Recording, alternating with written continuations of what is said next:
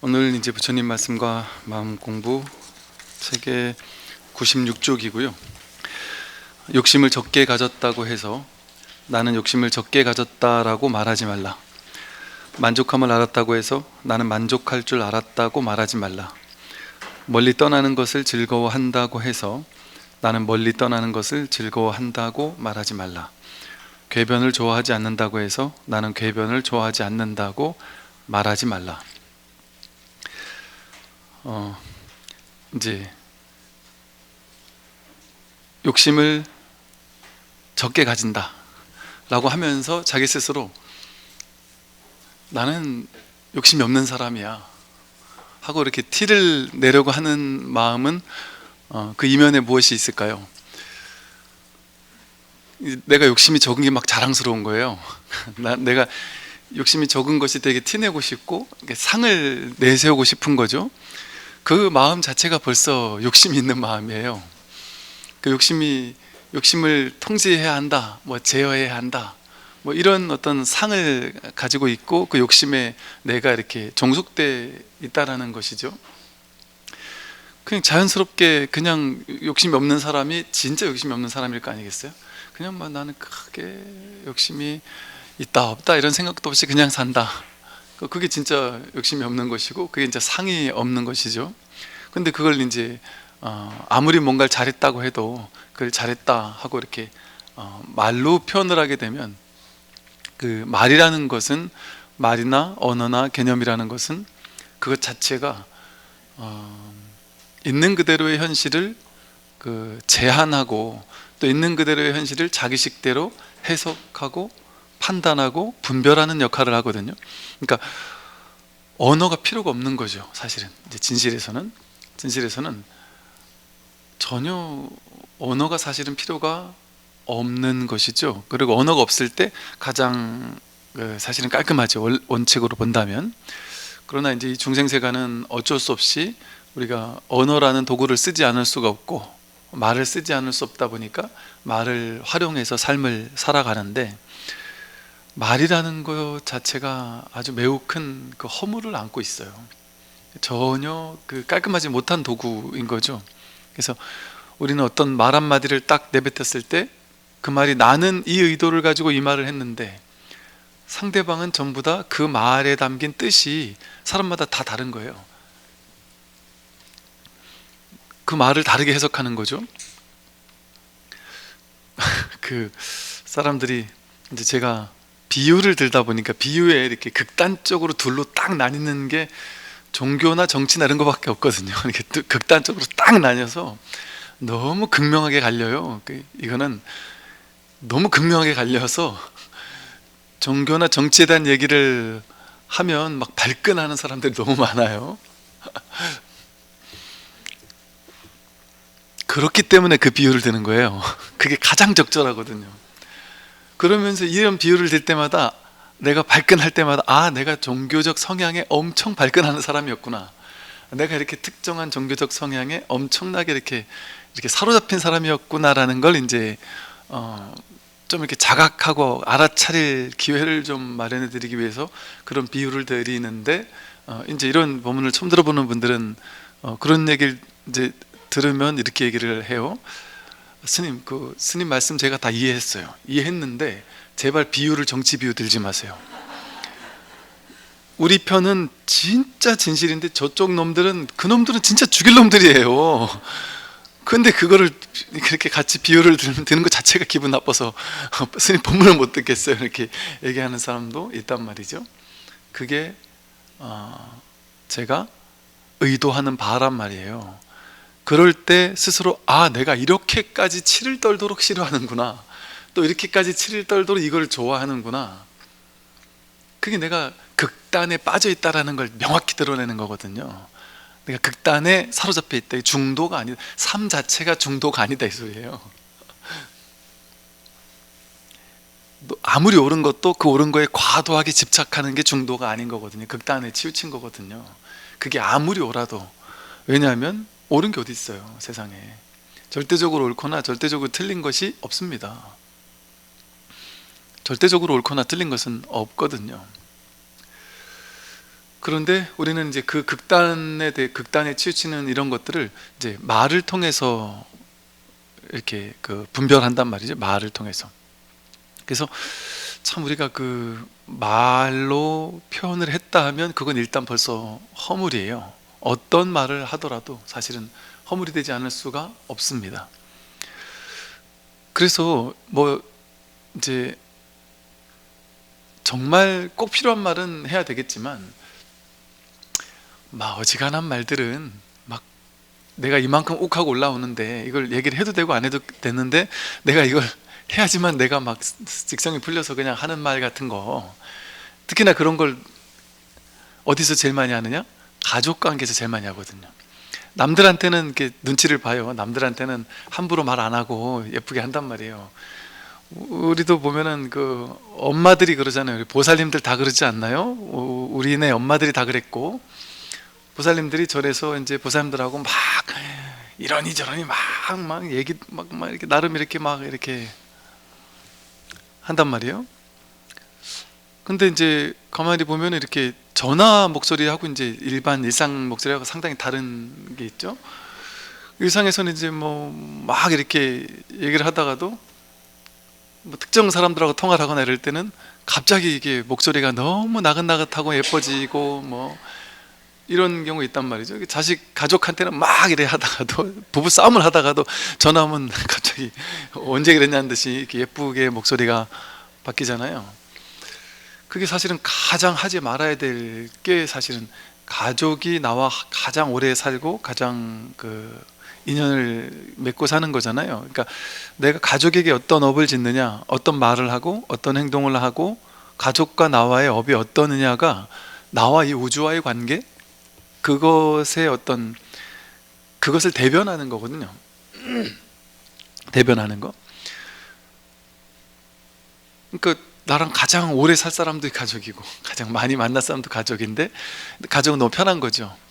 너무 편하다 보니까 그냥 안 해도 되는 말까지 그냥 해가지고 긁어부스럼을 만드는 일이 있죠. 근데 말이라는 것은 그냥 해버리면 이게 힘을 지녀요. 갑자기 말은 우리 예수님 제가 하는 말이 뭔 힘을 지니겠어요 이러잖아요. 그 말이 힘을 지닌다니까요. 예를 들어 이제 절에서도 그런 게, 어떤 모든 단체가 마찬가지예요. 어떤 단체를 운영하다 보면 사람들 의견을 100% 수용할 수가 없잖아요. 이거를 좋아하는 사람 있고 안 좋아하는 사람 있잖아요. 그럼 한 반은 좋아하고 반은 안 좋아한다 이러면 어쨌든 결론을 내야 되잖아요.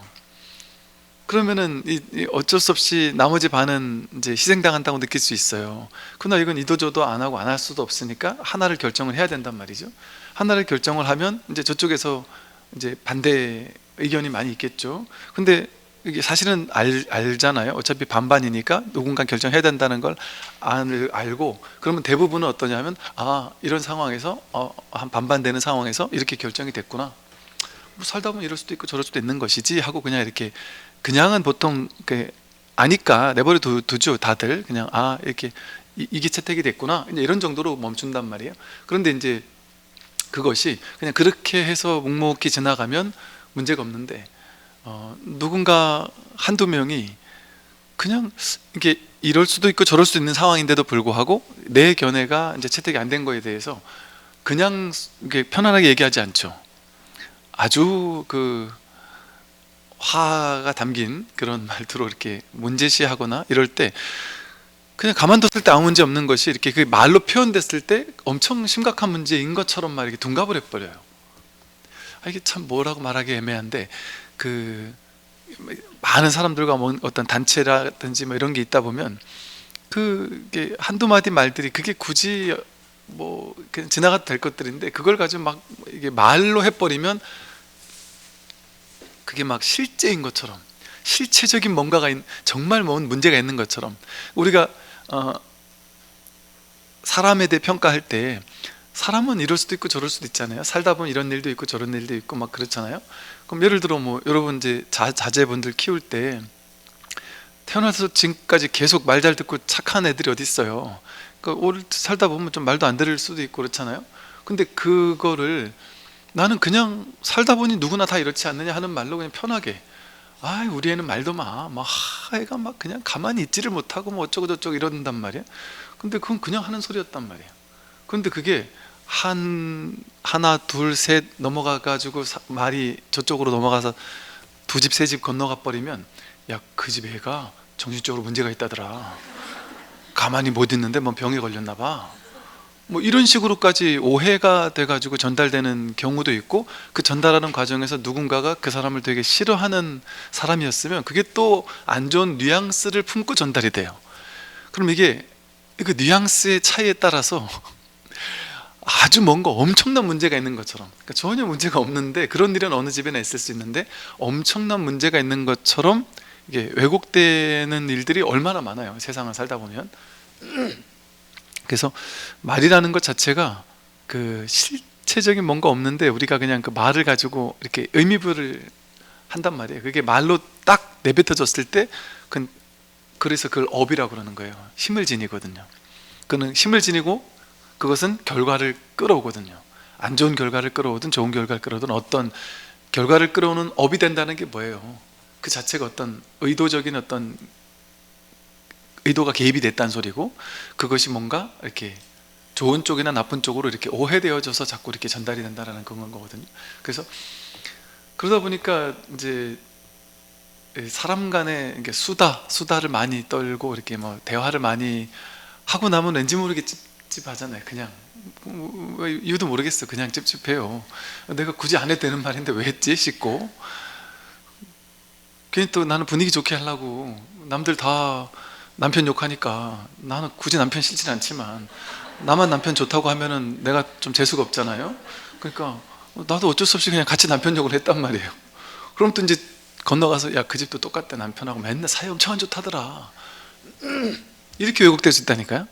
나는 그냥 거기 분위기 맞춰주려고 너무 사람들이 그러니까 거기서 나만 또 좋다 할 수 없으니까 한마디 한 건데, 그게 그렇게 소문난다니까요. 아, 그 집 부부관계가 안 좋대, 이렇게 소문이 날 수도 있어요.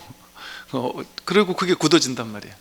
그러니까 이게 신문 같은 데서 연예인들이 어떤 문제가 있다 해가지고 신문에 그냥 한번 정황만 가지고 툭 얘기를 했는 게 신문에 한번 나버리면 나중에 한 달, 두 달, 세 달 있다가 그게 아니라는 게 밝혀졌습니다, 조만하게 한 줄 나와봐야 소용이 없어요. 대서특필 이미 다 됐고 대부분의 사람은 그걸 믿고 있기 때문에 해명이 된 게 아닌 거예요, 그냥. 이런 일들이 너무 많죠. 그래서 참 말이라는 것이 정말 그 자체가 허물을 가져올 수밖에 없는 그런 것 같아요. 그리고 여기 말한 것처럼 자기가 선행을 하고 좋은 일을 하고 그러고 나서는 그걸 숨기는 것이 좋습니다. 그러니까 드러내지 않는 것이 좋아요. 그걸 드러낸다는 것 자체가 상이거든요. 상.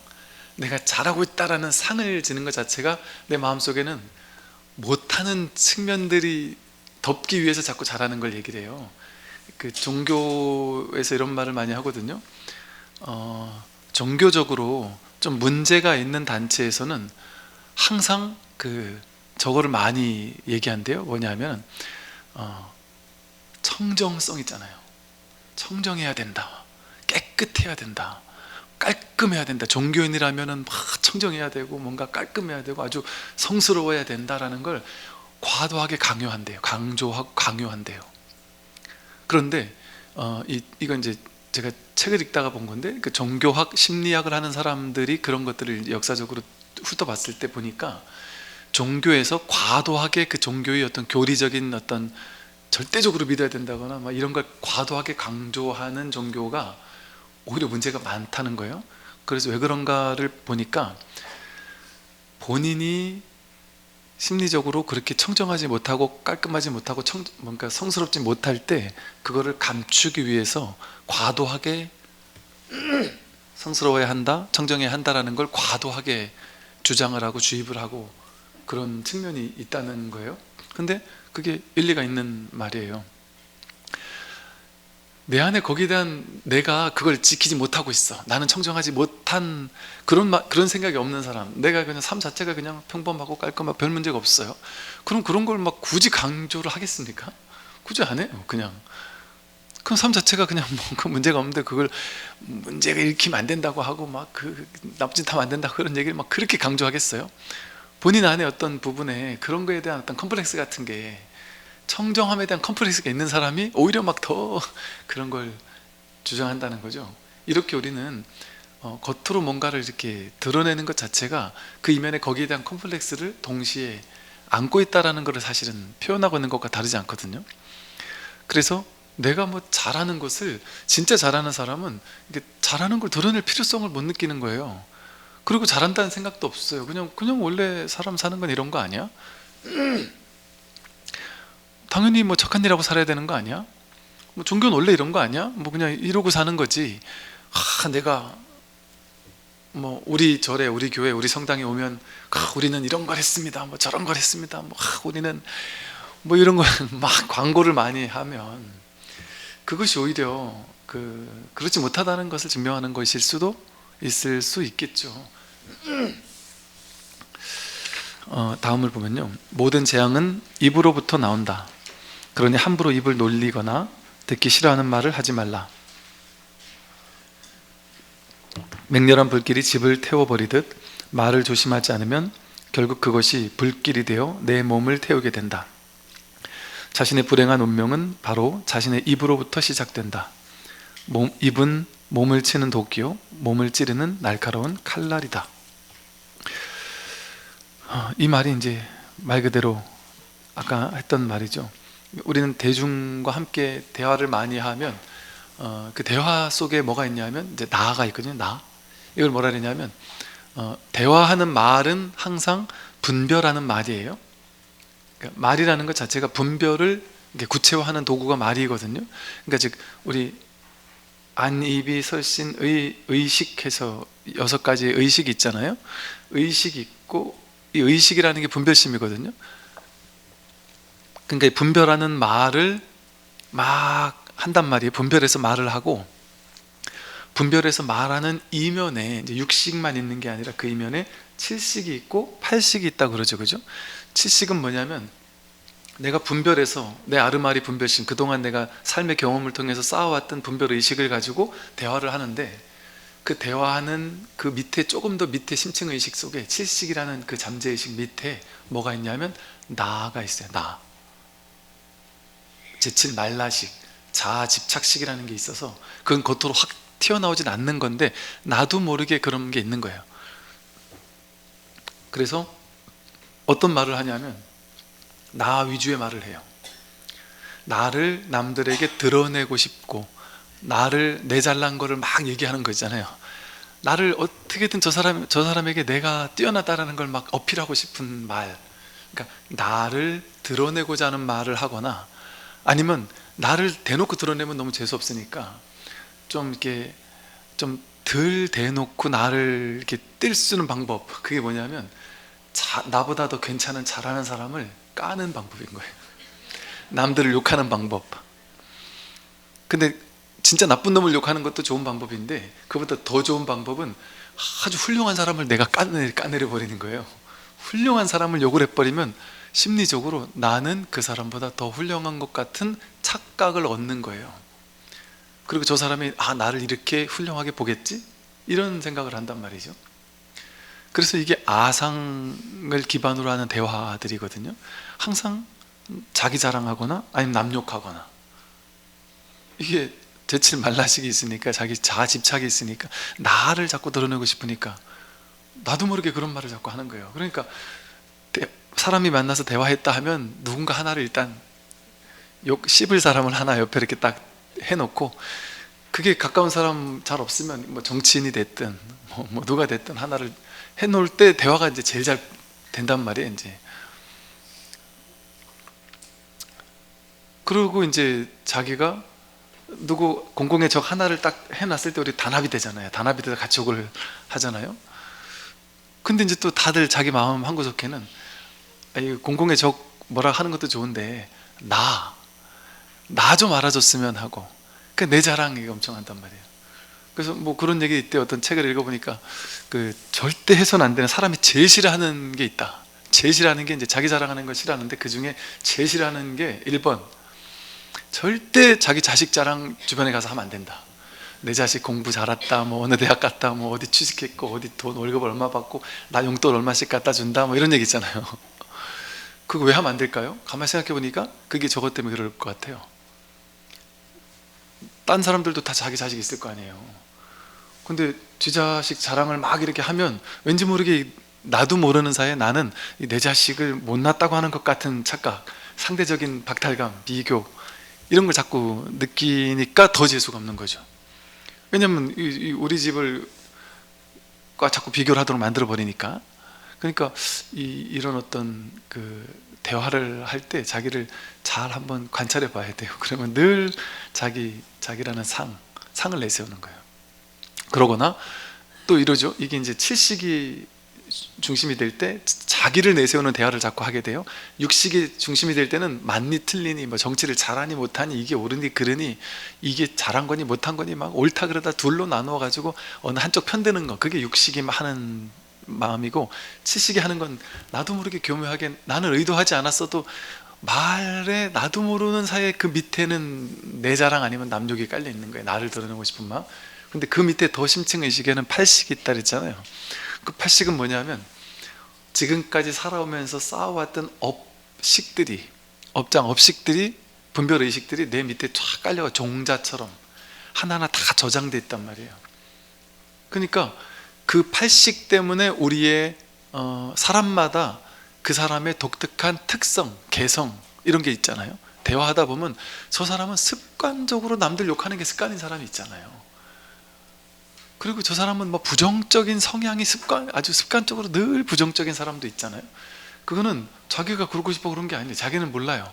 그러니까 제8식이 잠재된 늘 불평불만하고 부정적인 것만 말하고 생각하고 행동하고 그런 것만 보고 살다 보니까 나도 모르게 그게 업이 종자로 쌓여가지고 이제는 내가 그런지 안 그런지도 모르는 거예요. 그러니까 무의식 중에 그 사람은 사람들을 불편하게 만들고 번거롭게 막 아주 불편하게 힘들게 만드는 거죠. 근데 본인은 그런 줄도 모르는 거죠. 그래서 이 업이라는 게 그 사람 대화를 하다 보면 그 사람의 업이 튀어나오는 거죠. 그 사람의 오랜 그 고정된 패턴들, 이런 것들이 계속 나와가지고 자꾸 또 다른 업을 짓게 되고 또 다른 업을 짓게 되고 그런다. 그래서 행동은 한번 행동을 해버리면 벌써 이게 쉽게 말해서 마음 먹은 것을 말로 한 것은 말하고 나서 그냥 흩어져 버리잖아요. 요즘이야 뭐 말한 게 인터넷에 올라가지고 100년 1000년 남기도 하지만 그게 더 위험하겠지만, 그런데 말은 그나마 또 빨리 흩어지는데 행동한 것은 더 이렇게 강력하게 생각한 게 행동으로 가잖아요. 그래서 신구의 삼업이라는 게 그래서 중요한 이유가 그냥 마음속에서만 있었던 것은 아직 구체화되지 않은 거라서 그나마 업력이 좀 적을 수도 있는데, 보다 근원적이긴 하지만, 근데 그게 말로 튀어나와 버리면 그게 이제 그 영향을 미친단 말이에요. 말은 힘을 지니고 그것은 어떤 하나의 생명력을 가져서 그 결과를 반드시 불러오고 나야지만 사라진단 말이에요. 그걸 이제 업보라고 하죠. 그 말에 책임져야지만 그게 사라지는 거예요. 그래서 그냥 사라지지 않는단 말이죠. 근데 우리는 말하면 말하고 그냥 끝인 줄 알고 막 말을 하지만 누군가의 마음속에 그게 상처로 남고 뭔가 아픔으로 남고, 그러면 그것이 언젠가는 보호를 불러올 수밖에 없단 말이죠. 그래서 말을 공부하는 사람들은 항상 그 말을 좀 조심을 해야 한다 하는 얘기죠. 노여움은 사나운 불보다도 더 무섭다. 그러므로 항상 자기 자신을 잘 지켜서 노여움이 들여오지 못하게 해야 한다. 공덕을 파괴하는 도덕은 노여움보다 더한 것이 없다. 이게 이제 화내는 걸 말하죠. 성내는 거. 이게 이제 탐진치 삼독이 불교에서 제일 이제 중요한 세 가지 독이라 그러잖아요. 독. 왜 그러냐면 우리의 괴로움의 원인은, 우리가 고통받는 원인은 분별심이라 그랬죠. 둘로 나누는 거. 원래는 이 세상의 진실은 둘로 나눌 수 있는 게 없어요. 이건 뭐 더 좋거나 더 나쁜 것도 없고 옳거나 그런 것도 없고 그냥 하나의 평등한 불이한 평등한 어떤 그냥 있는 이대로일 뿐이란 말이에요. 좋고 나쁘고 옳고 그렇고 그런 게 없어요 사실은. 그런데 우리가 분별심을 따라가다 보니까 분별의 세계에서는 한도 끝도 없이 옳고 그른 게 나뉘고, 그 분별해가지고 옳고 그른 걸 딱 둘로 나눠버리면 패가 나뉘기 시작합니다. 이걸 옳다고 생각하는 패, 틀렸다고 생각하는 패. 그래가지고 싸우게 되고 전쟁을 일으키게 되고. 여러분 제가 아까 말씀드린 것처럼 예를 들어 여러분이 불자예요. 나는 불교라서 맹목적으로 불교를 사랑해. 나는 스님들은 맹목적으로 좋아, 나는 불교는 무조건 맹목적으로 좋아, 이렇게 얘기를 하는 사람이 있어요. 그 사람이 스님이 무슨 말을 해도 다 맞아 하고 신뢰하고 막 다 좋아요. 그런데 딱 하나, 예를 들면 딱 하나, 정치적으로 내가 좋아하는 거 반대쪽을 얘기하면 그 사람이 갑자기 싫어지기 시작한다더라고요. 이 정치에 너무 과하게 빠져 있는 사람은 그런다고 그러더라고요. 그래서 누가 이제 저한테 그런 얘기를 하더라고요.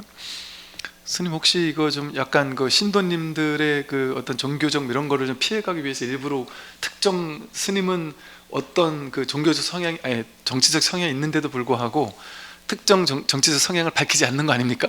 빨리 밝히십시오. 그래서 스님도 밝히세요. 뭐 어떤 스님은 이쪽 편이고 어떤 스님 저쪽 편인 것처럼 스님은 어떤 편인지 좌우인지 명확히 밝히십시오, 이렇게 얘기하는 사람이 있더란 말이죠. 제가 제일 하고 싶은 게 그거였고, 이건 저는 꽤 오래됐어요. 한 20년 전부터 이 얘기를 너무 하고 싶었었어요. 왜 세상은 둘로 나누어서 돌아가야 되지?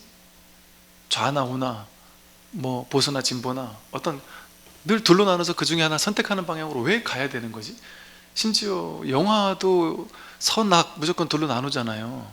근데 요즘엔 시대가 바뀌고 열리다 보니까 요즘 영화가 우리 뭐죠? 뭐 지하실에 있던 뭐 어쩌고 하는 영화가, 기생충 같은 영화가 주목받은 이유 중에 하나가 그거라대요. 선악이 누가 선이고 누가 악인지, 이게 누가 편들어야 되는지, 이게 전에 그런 어떤 기법을 새롭게 사용을 했다, 뭐 이런 식의 얘기를 쓰는 사람도 있던데, 영화에서도 이제는 선악이 명확하게 나뉘어가지고 선이 이기는, 예를 들어 뭐 이런 식의 영화 속에서 우리는 통쾌함을 느끼는 게 상당히 고전적인 레퍼토리잖아요. 그런데 이제는 왜 그렇게 해야 되지? 왜 사람이 반드시 선만 있거나 악만 있지? 주인공들이 보면은 대부분 선이거나 악이 명확히 나뉘잖아요. 착한 놈 나쁜 놈 명확히 나뉘잖아요. 근데 실생활에서 실제 그러냔 말이죠. 아니잖아요. 우리 인연 따라 이곳에선 선의 역할을 하기도 하고 저곳에서는 악의 역할을 하기도 해요. 나쁜 역할을 해야 될 때도 있단 말이에요. 제가 이제 군종교구에 있을 때 본의 아니게 이제 뭐 중요 직책을 맡다 보니까 그 직책을 맡았을 때 어쩔 수 없이 감사를 나가야 되는, 제일 힘들더라고요. 감사를 뭐 이렇게 좀 잘못을 캐고 보고 막 이래야 되니까, 이런 것처럼 뭔가가 이렇게 우리는 딱 둘로 나누는 것, 이게 이제 너무 익숙하단 말이에요. 근데 그게 분별의 전형적인 구조란 말이에요. 그러니까 우리는 중생들은 거기서 벗어날 줄 모르는 거예요. 왜? 그거밖에 안 해봤으니까. 그거밖에 안 해본 거예요. 옳으냐 그르냐, 선이냐 악이냐, 정체를 분명히 해라, 이런 거. 정체를 분명히 하는 것만이 옳은 것일까 말이죠. 그걸 깨뜨리는 게 마음 공부거든요. 그게 불이법이거든요. 그게 분별을 깨뜨리는 거거든요. 불교는 맨날 불이 중도하라 그러잖아요. 어느 극단에도 치우치지 말라 그러잖아요. 그게 중도잖아요. 그래 놓고서도 안 믿어요. 그럴 수가 없대요. 그래서 아니 뭐가 그럴 수 없지 그랬더니, 사람이 성인이 정치적 성향이 없을 수가 없다, 이럴 수가 없다. 어떻게 그게 가능합니까 스님? 말도 안 되지 않습니까? 어떻게 그게 가능할 수가 있죠? 이렇게 얘기를 하면서 끝까지 저보고 위선을 떤다고 색깔을 밝히라고 그러는 사람이 있더란 말이죠. 근데 이제 시대가 열리고 있잖아요. 시대가 열리고 있어서 더욱더 이 열리는 시대에는 어떤 한 가지 진영에 사로잡혀야 되는 게 아니에요. 나를 어떤 진영에 가둬놓고 이게 나야 라고 할 필요가 없습니다. 그게 제일 중요한 거예요. 어떤 하나가 나라고 해서 그 자리에 딱 또아리를 틀고 앉는 것이 머무는 거잖아요. 집착하는 거잖아요. 불교는 뭐예요? 무주법이라 그러잖아요. 머무는 법 없이 마음을 내라고 하잖아요. 무집착, 어디도 집착하지 말라고 하잖아요. 어디도 머물러 있으면 그건 극단에 치우친 것이다 라고 얘기하잖아요. 근데 이 얘기를 하면 둘자들조차 그 이해를 못해요. 어떻게 그럴 수가 있지? 왜? 사람들은 옳은 거 아니면 그런 거, 맞는 거 아니면 틀린 거, 이거 아니면 저거, 나누는 것밖에 안 해봤으니까 그런 거예요. 나누는 것밖에 해보지 않았으니까. 그러니까 스님이 정치적으로도 색깔을 모호하게 해가지고 이쪽 저쪽 편을 다 들면서 신자들을 이렇게 양쪽 신자들을 다 이렇게 하려고 하는 것 같더니 스님 요즘엔 보니까 종교적으로도 모호하게 불교면서 뭐 타종교에 대해서도 관대한 척하면서 불자뿐 아니라 타종교 신자들까지 이렇게 뭐 신자화 하려고 하느냐, 예를 들어 이런 식으로 별의별 사람이 다 했어요. 그러니까 이게 탁 둘로 나누는 게 너무 익숙한 사람들에게 여러분 가만히 보세요. 이제 우리 친척 중에, 여러분 친척 중에, 저도 그래요. 우리 친척 중에 교회 다니는 사람 있지 않아요? 성당 사람 있지 않아요? 심지어 저는 제가 유치원, 성모 유치원 다녀봤었고요. 또 중학교 때 교회도 가봤었어요. 교회도 가봤었고. 그러니까 저 지금도 기억나요. 성모 유치원에서 이러고 이렇게 기도하고 있는데 다들 막 이렇게 거룩하게 기도하고 있는데 친구가 이게 상 밑으로 막 이쪽 저쪽 왔다 갔다 막 하는데 그게 너무 부러워서 누가 이렇게 보니까 아무도 뭐라고 안 그래서 기도하는 시간에 이제 왔다 갔다 하던 기억이 나거든요. 그 중학교 때 또 크리스마스 되면은 교회 가서 뭐 이만큼 받아와요. 이렇게 비닐봉지로 과자 받아오고 그 재밌었던 기억도 있고. 그 우리 주변에 그런 사람 다 있거든요. 그런데 그 사람들이 이게 우리 사바사 이러잖아요. 사바사, 케바케 이러잖아요. 사람이 따라 다른 거지, 그죠? 사람에 따라 다른 거지 종교 믿는다고 딱 정할 수 있습니까? 어떤 종교를 믿어도 훌륭한 사람이 있고 불교를 믿어도 훌륭하지 못한 사람 얼마나 많아요. 그러니까 그걸 보고 부처님이 뭐라 그러셨냐면 특정 종교라든지 특정 믿음이라든지 특정 계층이라든지 사성 계급이라든지 그건 없다. 그 사람의 행위를 보고 말해라, 이렇게 얘기를 하죠. 행위가 성스러우면 그 사람은 성스러운 사람이고, 행위가 성스러울 때 그 사람은 성직에 있는 사람인 거지, 내가 뭐 계를 받고 아니면 특정 종교 성직자가 됐다고 성직이 아니라는 거죠. 그 사람의 행위에 따라서 성스럽다 성스럽지 않다를 나뉠 뿐이다라고 얘기를 하셨단 말이죠. 그러니까 뭐랄까요, 목사님이 설교하시는 거, 신부님이 강론하시는 거, 스님이 설법하시는 거, 이게 전부 다 뭐가 이게 없으면 자기 마음이 없으면 이게 뭐 신성이라고 하든 불성이라고 하든 이 마음 하나가 없으면 어떻게 그걸 할 수가 있어요.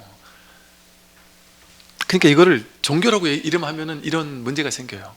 종교라고 이름해버리면. 그러니까 지금 서양에서는 에카르트 톨레니, 바이런 케이틴 이런 사람들이 종교란 이름 하나도 안 쓰잖아요. 종교란 이름 하나도 안 쓰면서 본인도 종교 없다 그러면서, 본인들은 사실은 불교 경전이나 어로가에서 엄청난 그 깨달음 이후에 도움을 많이 받거든요. 그러니까 이제 불교적인 얘기를 많이 하긴 하죠. 그러나 뭐 그거 굳이 강요 안 한단 말이에요. 앞으로는 이렇게 보수적인 특정 틀에 갇힌 종교적인 이런 것들은 많이 무너지게 될 거예요, 앞으로 시대는. 그러나 그것보다 더욱더 어떤 우리가 영성이라고 불릴 만한, 혹은 종교성이라고 불릴 만한 그런 어떤 진짜 진리에 대한 어떤 그리움, 이런 것들은 더욱더 강해지지 않을 수가 없는 거죠. 그러니까 이제는 뭐랄까, 껍데기를 어떤 거를 하고 있느냐는 전혀 중요하지 않죠. 그러니까 여러분 아마 제가 이렇게 지금 하는 얘기를 아실 거라고 생각해요. 본문을 좀 오래 들어보신 분들은 충분히 아실 거라고 생각해요.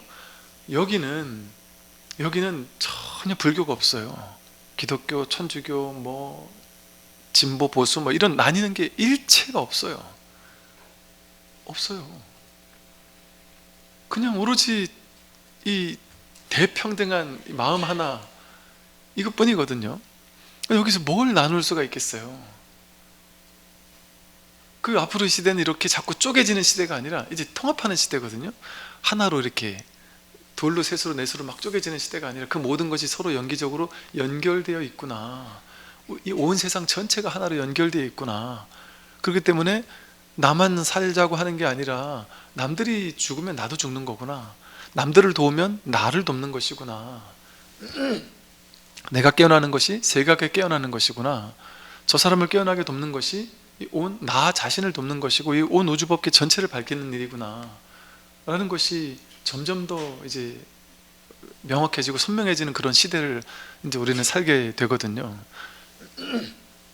그래서 이렇게 둘로 나눈다라는 게 어리석은 거예요. 그런데 우리는 둘로 나누는 것밖에 안 해봤어요. 분별밖에 안 해봤어요.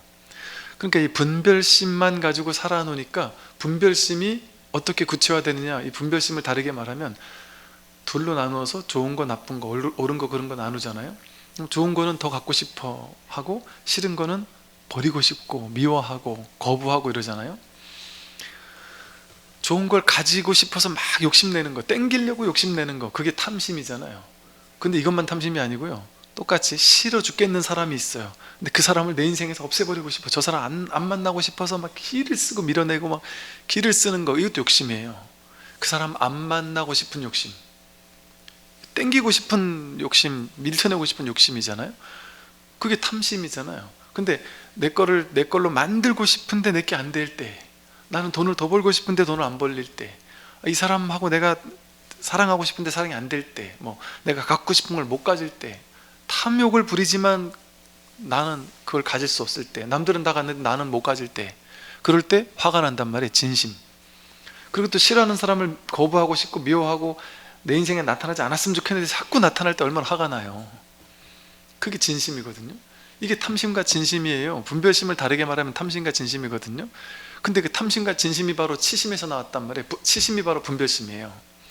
분별하는 마음이 치심, 어리석은 마음이에요. 무명, 어리석은 마음. 그게 탐진치 삼독이거든요. 그러니까 둘로 나누는 마음이 치심이고, 그 둘로 나누었을 때 탐욕과 성냄이 일어난단 말이에요. 그러니까 경전에서는 끊임없이 탐욕에 대해서 얘기하고, 욕망에서, 우리 첫 번째 장에서는 계속 집착과 탐욕과 욕망에 대해서 얘기했잖아요. 그리고 이제 노염, 화, 분노 이런 게 나온단 말이에요. 그러니까 경전에서 나오는 모든 탐욕과 욕망에 대한 이야기들, 이걸 어떻게 읽어야 되느냐, 이게 바로 분별심이 한 단계 나아갔을 때 일어나는 부작용이거든요. 이걸 이제 촉수, 애취, 유생, 노사 이렇게 10연계에서 말하죠. 눈으로 뭔가를 보든지 어떤 걸 대상을 접촉했을 때 느낌이 일어난다. 근데 자기 업식에 따라서 분별 없이 과거에 자기가 어리석은 중생들이 어리석은 마음을 가지고 무명을 가지고 행동했고, 행동했고, 분별심을 키워왔고 증장해왔고, 그 분별심을 가지고 대상을, 명색이라는 대상을 자기가 이름을 부여해가지고 자기 의식대로 판단하는 거예요. 명색이 실제 있는 바깥의 대상을 명색이라고 하는 게 아니라, 내가 세상이 이런 거지라고 분별해서 모양과 이름을 부여한 그 의식, 허망한 의식, 그걸 명색이라고 하거든요. 근데 바깥의 세색을 얘기하는 게 아니라 그 명색을 깨뜨려야 되는 거예요.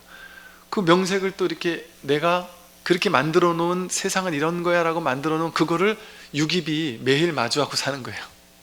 내가 만들어 놓은 이름과 모양이라는 이 세상을, 대한민국은 어떤 나라야, 대통령은 어떤 사람이야, 내 남편 어떤 사람이야, 명색으로 내가 마음속에 막 만들어 놓고 나서 이렇게 명색이라는 걸 만들어서 대상화시킨 다음에 이 명색으로 만들어 놓은 그 대상을, 대상이라고 이름 지어진 내가 만든 자기 분별의식이죠.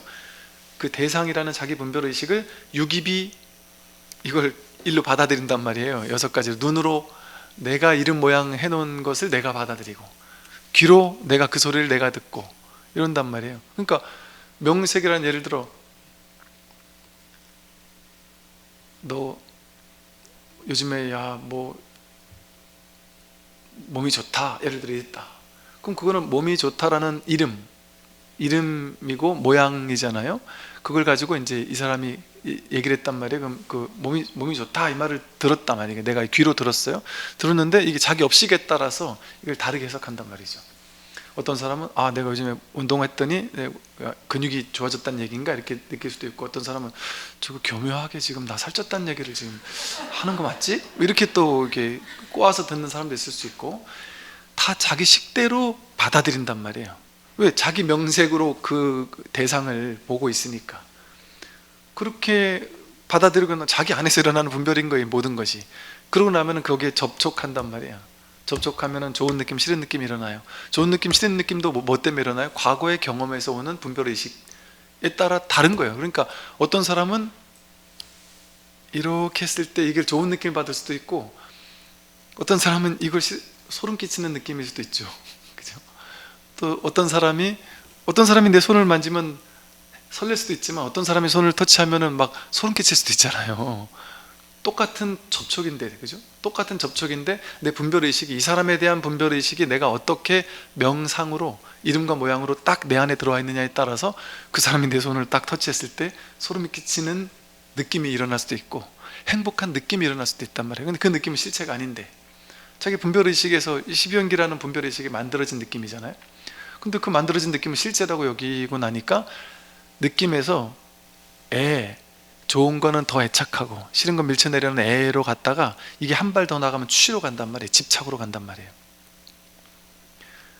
그래서 이 취를 탐심이라고 하는 거예요. 그리고 그걸 거부하고 싶은 취를 분노, 그게 안 됐을 때 오는 거를 진심, 노여움, 분노, 성냄이라고 한단 말이죠. 그래서 이것이 결국에는 분별심을 얘기하는 거예요. 그러니까 모든 경전에서 있는 탐심과 진심을 이야기할 때는 이거는 다 같은 얘기잖아요. 다 같은 분별망상을 깨뜨려야 된다는 얘기예요. 그러니까 불교 공부는 너무 어려운 얘기 같은데 분별 하나 깨뜨리는 공부예요.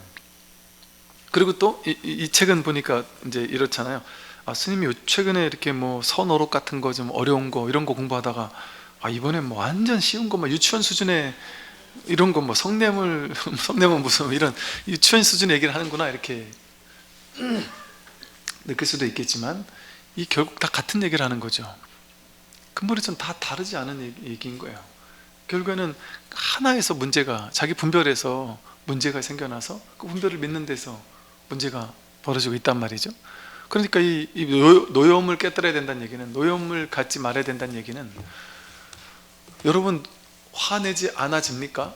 이거를 불교 공부를 할 때요, 탐심 일으키지 마라, 진심 일으키지 마라 이렇게 얘기를 하면 욕심내지 말아야지 하고 막 이제 욕심내지 않기 위해서 엄청 노력하고, 또 화내지 말아야지, 막 화가 이만큼까지 막 누가 옆에서 나한테 막 걸어가 화가 이만큼 올라오는데도 막 참으라는 얘기가 아니에요. 불교에서 말하는 얘기는 억지로 참아서 노여움을 무조건 참으라는 얘기가 아니에요. 그렇게 뭔가 유의조작으로 하라는 얘기가 아니에요. 불교는 무위법 이러잖아요. 무위법, 할 게 없다, 애써서 하는 게 아니다 그러잖아요. 애써서 하는 게 아니다. 그래서 화를 내지 않으려고 노력하고 욕심 부리지 않으려고 노력하고, 그게 성공하기가 쉽지가 않아요. 안 돼요. 왜 그럴까요? 뿌리가, 탐진치 삼독을 일으키는 뿌리가 나잖아요. 내가 있으니까 내가 뭐 더 갖고 싶고 나한테 마음에 안 들게 하면 화가 나고 이러는 거잖아요. 이 탐진치 삼독이 일어나는 뿌리를 제거하지 않고서 탐진치 삼독만 제거한다고 되겠습니까? 나뭇잎이 마음에 안 든다고 나뭇잎 다 잘라봐야 그 다음 해 봄이 되면 또 난단 말이에요.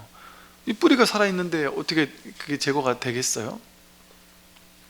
나뭇잎을 깨끗하게 하고, 먼지가 묻어서 깨끗하게 하고 싶다고, 아니면 물 막 시들시들해져 간다고 나뭇 이파리에다 물을 주면 깨끗해지나요? 뿌리에다 물을 줘야지 깨끗해지잖아요. 그런 것처럼 근본적인 원인을 찾아서 그 원인을 통찰해서 꿰뚫어 깨달아야 되는 거예요, 공부는. 그러면 저절로 탐진치 삼독이 사라지는 거지, 저절로 그렇게 되는 것이지, 이 탐진치 삼독 가지고 싸우라는 얘기가 아니에요, 불교는. 근데 우리는 다 이제 이걸 이렇게 듣고 있어요. 그러니까 쉽게 말해서 깨닫고 보니까 탐욕이 다 허망한 거였구나. 그러니까 탐욕의 뿌리가 공한 줄 알게 되면 탐욕을 안 부리고 살까요? 안 부리고 살지 않아요. 탐욕을 부려도 이거고 안 부려도 이건 거예요. 그러니까 과도한 탐욕은 안 부리죠, 무리해서. 근데 인연따라 이렇게 막, 여러분 인연따라 돈 갑자기 잘 벌려요. 그럼 그거 갖다 반납하라는 얘기가 아니에요. 탐욕을 버리라는 게 인연따라 자연스럽게 되는데 그걸 뭐하러 버리냔 말이에요. 그걸 잘 누려 쓰면 되지. 그 인연 따라 온 거니까 전혀 문제가 되지 않아요. 그러니까 자칫 법정 스님의 무소유라는 것 때문에, 그러니까 그게 법정 스님 잘못됐다는 게 아니라, 법정 스님은 그 당시 너무 탐욕에만 찌들어 있는 세상을 이렇게 그렇게 방편으로 써서 비판하셨잖아요. 그런데 그거를 이제 오해하면 안 되는 거예요. 어떤 오해냐면, 불자는 욕심 부리면 안 되는 거구나, 돈 많이 벌면 안 되는구나, 적당히 벌어야 되는구나, 열심히 살아서 뭔가 성취를 크게 하면 안 되는구나, 무조건 가난해야만 되는구나, 법정 스님처럼 어디 저 산골짜기에 가서 농사 지면서 이렇게만 살아야 될까요? 그걸 얘기하는 게 아니란 말이에요, 법정스님이. 그러니까 법정스님의 그 맥이 있어요. 법정스님의 맥. 그 가섭으로부터 이어지는, 가섭존자로부터 이어지는 두타행을 하는 사람. 근데 부처님 당시 그 무수히 많은 아라한이 있었지만 가섭존자는 비주류였단 말이에요, 쉽게 말해. 그렇게 두타행하는 사람은 부처님한테 특별히 검사를 맡았단 말이죠. 부처님, 저는 두타행을 하지만 아주 가난하고 없는 삶을 살고 이렇게 하는 걸 하지만 저는 여기 전혀 집착하지 않습니다. 이게 나에게 너무 자연스럽고 나에게 너무 편해서 이렇게 하는 겁니다. 그러니까 이렇게 하게 해주십시오. 그래서 너가 보니까 그거에 집착하지 않는구나. 그러니까 아까 말한 것처럼 나는 두타행을 하고 나는 법정스님처럼 뭔가 없이 사는데, 없이 산다라는 데 집착하지 않는 거예요. 거기에 사로잡히지 않는 거예요. 그러니까 그렇게 살지 못하는 사람을 욕하지도 않는 거예요. 그러니까 그거 걸리지 않는단 말이에요. 머무는 법 없이 그러고 사는 거예요. 그렇게 하면 상관없단 말이에요. 근데 그 말이 반드시 어떤 생활, 삶의 어떤 방침을 얘기하는 게 아닌 거예요. 쉽게 말해 무소유가 소유하지 마는 것이 불교적 삶이야, 이걸 얘기하는 게 아니에요. 불교적 삶이 정해진 게 있을까요? 만약에 무소유가 불교적 삶이면 그거는 무소유에 머무는 거죠. 소유는 내치고 무소유만 잡는 거잖아요. 소유는 나쁜 거고 무소유는 좋은 거야, 이렇게 해서 무소유를 잡고 무소유에 머물러 있는 거잖아요. 그래서 소유는 버리는 거잖아요. 그건 취사간택 아니에요? 소유에도 머물지 않고 무소유에도 머물지 않는 게 공부예요, 불교예요. 그러니까 이제 이 뿌리가 공한 줄 알면, 내가 공한 줄 알면 마치 뭐가 같냐면, 이게 꿈인 줄 알면 여몽 한포영 여로 영여전 응장여시관 이러잖아요. 이게 꿈인 줄 알게 되면, 아 이게 허상이구나, 꿈이구나라는 걸 알게 되면, 여러분 이제 꿈에서 이제 오늘 꿈인 줄 알고 꿈을 꾸기 시작했어요. 근데 이게 지금 꿈인 줄 내가 알고 자각몽을 꾸고 있어요. 근데 꿈속에서 내가 막 돈을 엄청나게 벌었어요. 엄청나게 벌었어요. 근데 이게 꿈인 줄 아니까 이걸 버는 거에 대해서 죄의식이 없단 말이에요.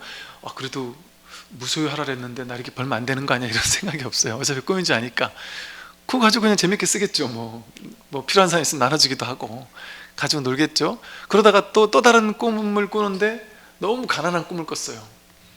그럼 뭐 그냥 그 상관없단 말이에요. 뭐 부자인 사람 막 너무 질투해서 죽을 날이겠습니까?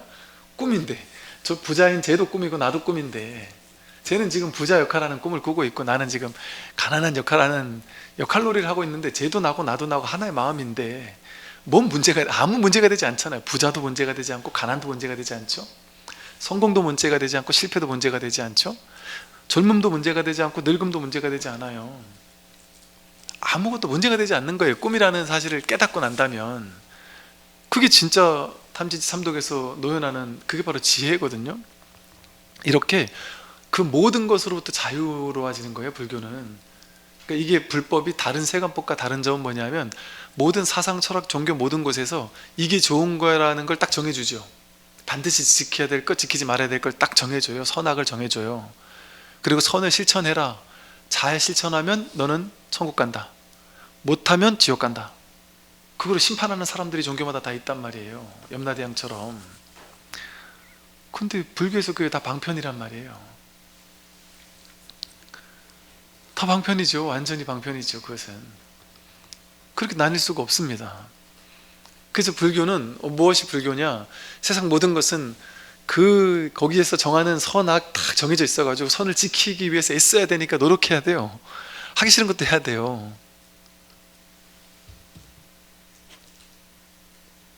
왜? 그건 진리니까. 그럼 그 권위 때문에 한다니까요. 이거 절대, 그리고 거기에 절대성을 부여하면 그긴 절대선이 되잖아요. 그럼 절대선은 뭔 짓을 해도 다 선일 거 아니에요. 절대선이니까. 그러니까 우리 나는 신이다 하는 저런 식의 이야기가 말도 안 되는 게 먹히는 게, 자기는 절대선이라고 하니까. 그러니까 뭐 너는 몇천 명, 수천 명을, 너는 나의 하나님의 신부다 이래가지고 결혼하지 마라 이러면 그게 맞는 줄 알고 안 한단 말이에요. 예를 들어 그럴 수도 있단 말이죠. 그런 어떤 기준을 정해놓는단 말이에요. 그런데 불교는 신기하게도 내세우는 게 없단 말이에요. 주장하는 게 없단 말이에요. 이것이 절대로 오르니까 반드시 이걸 실천하십시오 이런 게 없어요.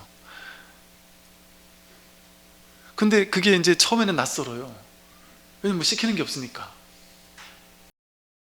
누가 그러시대요. 자기 이제 모 불교단체에서 한 몇 년을 봉사를 했는데 아침부터 가가지고 저녁 늦게까지 막 하루 종일 봉사하고 막 그러면서 막 뿌듯한 마음으로 그래도 내가 복을 짓는 일을 하는구나, 부처님 일을 하는구나 해서 아주 열심히 봉사를 했는데, 이게 봉사가 하는 게 너무 좋긴 좋은데 너무 과도하게 봉사할 양이 많아지니까 이게 너무 지치고 힘들고, 그것도 집에 오면은 또 남편하고 자꾸 남편이 야 너 지금 또 적당히 해라 좀 이렇게 너무 싸우니까 막 너무 스트레스 받아가지고 막 이러다가 너무 힘들고 지쳐서 한 5년 10년 봉사하다가 이제 그만뒀대요. 그래서 한 10년을 놀았대요.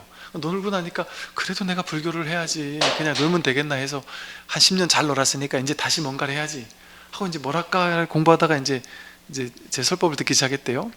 그래서 설법을 이렇게 듣다가 아주 큰 맘 먹고, 왜냐면 옛날에 한 5년 봉사 막 빡세게 봉사했던 기억이 있어서 종교단체 가면 다 그렇게 봉사해야 되는 줄 알고 막 법문을 들어 가고 싶은데, 가면은 이거 한번 잡히면 이제 내가 여기서 봉사 시작해야 된다는 생각 때문에 약간 좀 겁이 나더래요.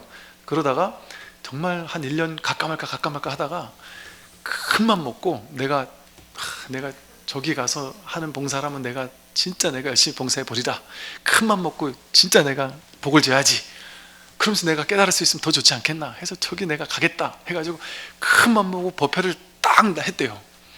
그럼 이제 법회 하기 전부터 1시간 전에 와 있으면 이제 전부터 사람들이 이제 와서 이름도 적고 뭐 이렇게 번호도 적고 뭐, 법회 끝나면 이제 나무라 해가지고 뭔가 하겠지 이렇게 했는데, 법회 끝났는데 저희는 특징이 법회 딱 끝나자마자 뭐 이렇게까지 빨리 가야 되나 싶을 정도로 다 빠져버리거든요. 5분 안에 다 빠져버리거든요. 그분이 혼자 가만히 있다가 아무도 안 잡고, 아무도 뭐지 싶어서 오늘은 그날이 아닌가 싶어서 갔대요. 근데 이제 3번 4번 왔는데 아무도 뭐 하라는 것도 없고, 심지어 그 옆에서 어떤 분 보니까 누가 여기 뭐 봉사할 거 없어요 그랬더니, 아 봉사할 게 너무, 봉사할 사람이 많아서 지금 뭐 굳이 안 하셔도 됩니다 뭐 이러는 거예요. 그래가지고 이게 뭐지? 이랬다는 거예요. 그러니까 이게 뭐냐면 이제 우리는 그렇게 뭔가 이렇게 정해져야 된다고 생각해요. 뭔가 이렇게 딱 그게 잘못됐다는 게 아니에요. 이렇게 할 수도 있고 저렇게 할 수도 있는 거예요, 그죠? 그런데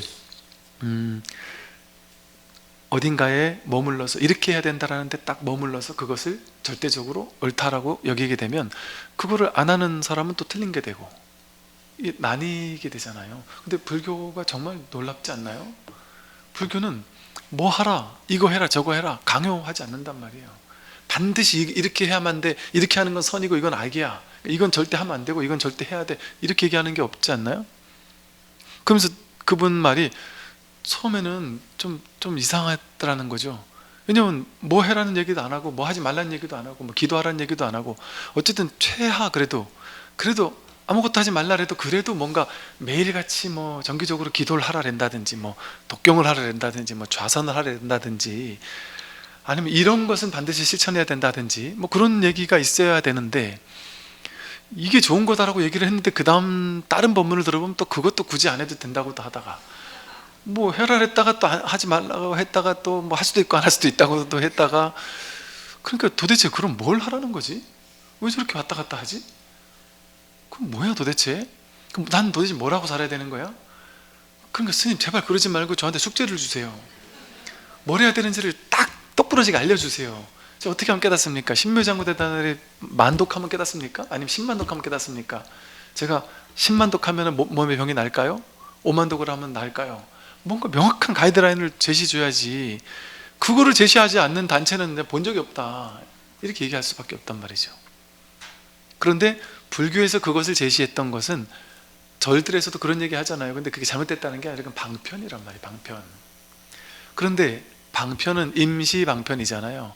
방편으로 가까이 가서는 이제 그 방편을 깨뜨릴 줄 알아야 된단 말이에요. 그게 지혜란 말이에요.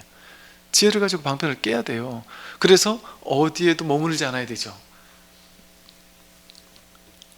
이게 진짜 불교는 사람을 구속시키지 않아요. 그러니까 이제 여러분 그 사이비 종교의 첫 번째가 뭐예요? 사람을 구속시키는 거예요. 딴 데 못 가게 하고, 그 자기 정체성 뽀록 날까봐 딴 데 가면 비교가 되니까 내가 사입인지 알게 될 거 아니에요. 그거 폐쇄돼 있단 말이에요. 열려있지 않단 말이에요. 폐쇄돼 있고 딴 거 못하게 하고 여기만 묶어두려고 하고, 여기서 뭐 월, 화, 수, 목, 금, 토일 계속 뭔가를 만들어서 여기 자꾸 모이게 해. 그게 이제 종교 안에서 이제 우리끼리 암암리에 그 이야기하는 게 그거예요. 모든 종교, 어느 종교든 신도님들이 절에, 교회, 성당에 오래 머물도록 해야 된다. 뭐라도 만들어서 월요일은 뭐 무슨 모임, 화요일은 무슨 모임, 무슨 모임, 뭔가 자꾸 해야 된다 말이죠. 근데 이렇게 하니까 또 혹시나 또 제가 또 기성 이런 것들 다 비판하는 것처럼 들릴 수도 있는데, 비판하려고 하는 게 아니에요. 방편으로서는 아름답단 말이에요. 이게 좋단 말이에요. 그게 당연히 좋죠. 좋은 도반들과 함께 좋은 역할을 하고 좋은 일 하는 거 너무 좋은 일이에요. 그런데 그것만이 절대는 아니다는 얘기를 하는 거니까, 쉽게 말해. 그거는 할 수도 있고 안 할 수도 있다는 얘기예요. 제가 20대 때, 지금도 저한테 그런 상담하는 사람 많거든요. 제가 20대 때 뭐 아주 훌륭한 불교단체에 갔더니 너무 좋은데 너무 구속을 시키는 거예요. 여기 묶어가지고 못 나가게 하고, 여기서 나가면 진짜 큰일 나는 것처럼 뭔가 여기에 막 묶어놓는 거예요. 그래서 제가 그 단체 나간다고, 큰맘 먹고 딱 나간다고 했을 때 주변에서 너무 이렇게 못 나가도록 막 그냥 이게 조직이 착착 돼 있어가지고 서로 못 나가게 해요. 근데 막 그냥 대차게 그냥 더 이상 얘기하지 마라 하고 확 나버렸거든요. 나올 때 제가 그때 그 느낌을 잊을 수가 없어요. 내가 세상에 버려지는 것 같은 그 단체에서 하는 말들을 가만히 들어보면, 너는 여기 나가면 너는 진리를 버린 놈이야. 너는 올바른 것을 버린 놈이야. 너는 네 편하려고, 여기서 조금 힘들다고 해서 너 편하려고 나간 놈이야. 뭐 이런 식의 어떤 그 눈초리들, 그 단체에서 나온다라는 거에 대한 두려움. 그게 멀쩡한 단체인데도 그런 게 있는 곳도 있을 수 있단 말이죠. 근데 그게 이제 좀 잘못된 단체라면 더 문제겠죠. 그래서 제 친구 중에 하나는 저한테 딴 사람들 다 나오면 안 된다 그러는데, 그 친구 한 명이 저한테 이제 살짝 얘기를 하더라고요. 야, 너 진짜 부럽다 이러면서 존경한다 이러면서 우스개로 그러면서 하는 말이 뭐냐면, 나도 솔직히 나가고 싶은 마음이 너무 컸는데 와, 도저히 못 나가겠어서 나는 못 나갔다 이러면서 하는 말이 뭐였냐면, 나는 그냥 너의 의견도 나는 존중해. 그러니까 너 나가려면 나가도 좋아. 근데 이제 나는 그냥 내 스스로 결정을 했대. 뭘 결정했니? 이랬더니, 이 단체가 어차피 나쁜 단체가 아니고, 어쨌든 좀 강요하는 건 있지만 그래도 좋은 단체니까, 어차피 어느 단체 가도 세뇌 당할 거 뻔하니까 나는 좋은 곳에서 좋은 세뇌 당하면 여기서 난 세뇌 당하겠다, 이러던 친구가 있었어요. 그 친구도 한 1년 있다 나와가지고 지금은 출가해 있어요. 근데 제가 이 말씀 드린 이유는, 저한테 상담하는 상당히 많은 분들 중에 불교도 있고 타종교도 있고, 그 단체, 그 종교적 단체에 너무 과도하게 이렇게 이거를 나가지 못하게 만들어 버리는 그런 단체에서 나올 때 엄청난 두려움을 안고 있는 거예요. 왜? 내가 여기 나오면 지옥 갈 것 같은 두려움, 여기 나오면 큰일 날 것 같은 두려움 있잖아요. 그게 제가 말했잖아요. 종교학에서 얘기한다 했잖아요. 그게 그런 단체들이 두려움을 조장해 가지고 하는 방법이라니까요. 그게 왜 두려운 거예요? 왜 우리 단체만 훌륭한 단체일 수가 있습니까? 어떻게 세상 천지 어떻게 그럴 수가 있어요? 불성이 그 단체 안에만 있을까요? 불성이, 신성이 그 단체 안에만 있겠어요? 말도 안 되는 거예요. 어떻게 메시아가 특정 한 사람일 수가 있어요? 어떻게 한 사람이 자기가 신성을 자기 혼자 독차지할 수 있어요? 정말 말도 안 되는 소리 아니에요? 모두가 하나님의 신성을 모두가 갖추고 있어서 자기 메시아를 일깨우는 공부인 거지. 그러니까 그 어떤 신성이 나에게만 있다고 하는 것도 어이가 없는 일이고, 우리 단체에만 있다, 우리 단체 있어야만 뭔가 된다라는 것도 당황스러운 일이죠.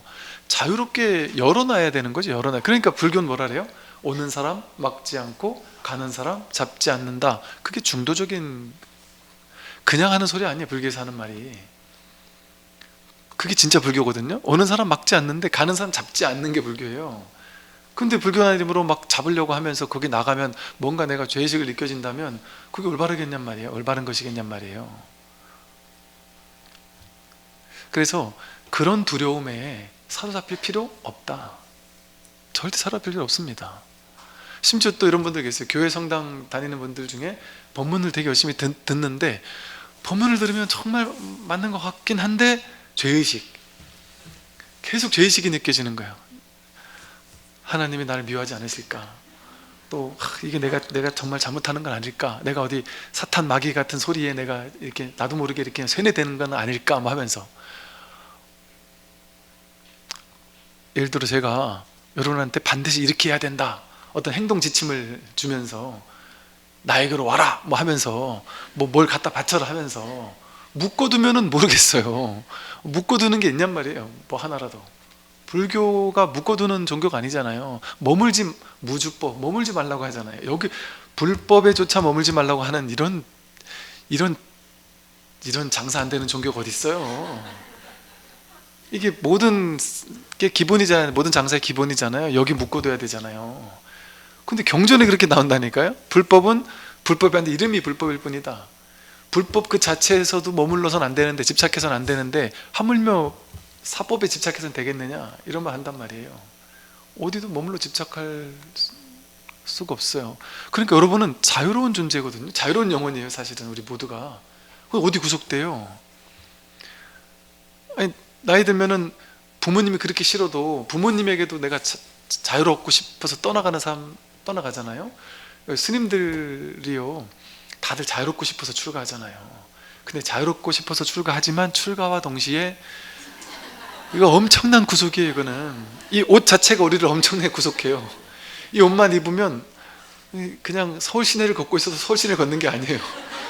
모든 사람의 시선이 감옥 같아요. 이게 처음에는 어디 뭐 식당을 못 들어가요. 식당을 들어가면 그 이상하게 봐요. 어디 커피 한 잔 마시면 이상하게 봐요. 뭐 완전 저 사입이 이상한 놈이, 중놈이 무슨 커피를 마시냐, 이렇게 생각하는 사람도 있을 수 있고요. 그리고 그 절에 있으면서 뭔가 이렇게 정말 이제 막 행자 생활을 하면서 아주 어찌 보면 상당히 구속이지만 그게 이제 딱 5년만 하면 돼요. 이제 한 5년에서 이제 강원을 나오고 나면 이제부터는 자유롭게 정말 자기 도를 찾아, 공부를 찾아 자기 혼자 떠난단 말이에요. 그런데 이제 옛날 스님들 중에는 이런 분들 계시죠. 야, 그래도 효상자, 이게 이제 좋은 말로 효상자예요. 효상자가 뭐가 효상자하면 5년 강원 졸업하고 났는데도 어디 딴 데 안 가고 은사스님 밑에서 은사스님 시봉하면서 은사스님 모시겠습니다 하면서 은사스님 이것저것 일도 도와드리고 하면서 그 절에서 뭐 은사스님 주지하면 밑에 총무 살면서 이렇게 열심히 일도 하고 뭐 이렇게 하는 그 효상자. 효상자를 되게 좋아해요. 좋아하지만 이제 스님들끼리는 또 이런 것도 있는 거예요. 아, 효상자 좋지. 그 효상자 할 사람은 효상자 하고, 나는 효상자 하려고 절에 온 거 아니다. 나는 자유롭게 떠나려고 절에 왔다. 그래서 은사 스님은 막 어떻게든 좀 이렇게 내 밑에 있었으면 좋겠는데 안 있는단 말이에요. 떠나간단 말이에요. 근데 그 스님들이 왜 떠나가겠어요? 어디로든 떠나갔는데 뭐 인도로도 가고 무슨 곳곳에 공부하러 막 여기저기 다녀요. 선방도 다니고 막 이래저래 공부하러 다닌단 말이에요. 그러니까 은사 스님도 한두 번 이렇게 얘기하다가 공부하겠다고 하면은 안 말린단 말이에요. 그게 공부니까 어디 머물 데가 없잖아요. 스승도 마음에 안 들면은 내가 은사스는 이분이지만 내가 찾아다니면서 공부를 하잖아요. 그게 이제 공부 안거의 전통이거든요. 여기저기 이 스승 저 스승 찾아다니면서 이 선방 저 선방 다니면서 공부를 하는 전통이란 말이죠. 그게 이제 머물지 않는 전통인 거를 형상화한 게 그 선사 스님들의 삶이거든요.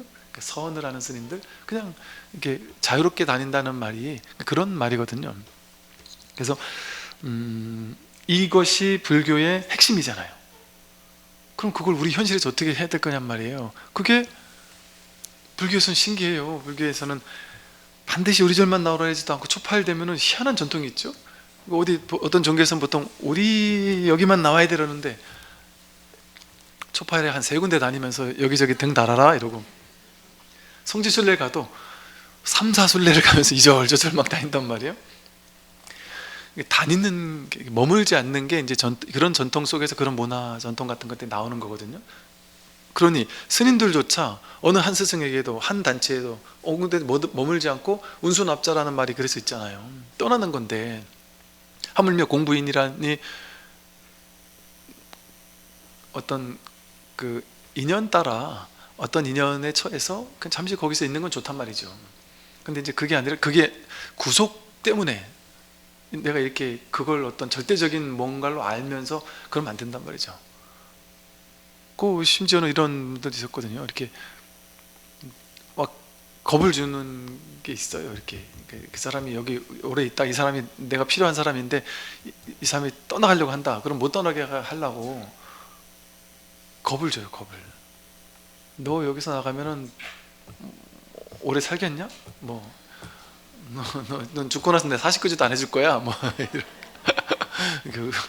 그러지만 뭐 하여간 그러면 안 되는, 그 어딘가 머물러 있으면 안 되는 거예요. 그래서 우리는 자유로워야 하고 또 어떤 분별에서도 어떤 머물러 있어서는 안 되는 게 이 공부죠.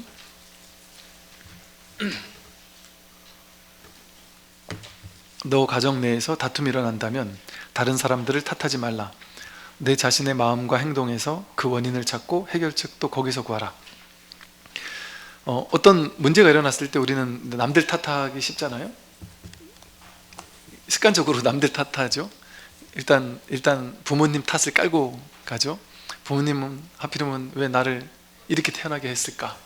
근데 조금만 김태희처럼 태어나고 송혜교처럼 태어나고, 요즘에는 그게 아니더만요. 요즘에는 뭐라 하죠? 그 르세라핌인가? 그죠? 르세라핌 뭐 그런 거죠. 예.